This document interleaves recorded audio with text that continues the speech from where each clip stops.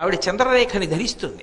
కామాక్షి పరదేవత అంటే ఎవరో చెక్కిన విగ్రహం అనుకునేరేమో, అదొక పరమాద్భుతం. ఎక్కడైనా దేవాలయంలో విగ్రహం చేస్తే కింద నుంచి రంధ్రం పెట్టి గురుజులోకి దింపుతారు, విగ్రహం కదలదిహ.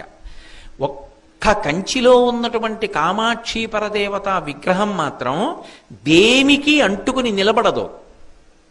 దానికి కింద ఆధారపీఠం లేదు.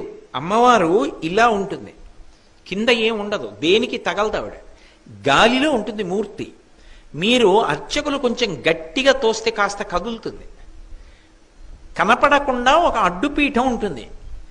అది ఒకప్పుడు ఏమైందంటే ఆలయానికి కుంభాభిషేకం చేస్తున్నప్పుడు ఇప్పుడు ఉన్న కంచికామకోటి పీఠాధిపతులు జయేంద్ర సరస్వతి మహాస్వామి వారు ఆ పలక తీసి చూడండి అన్నారు.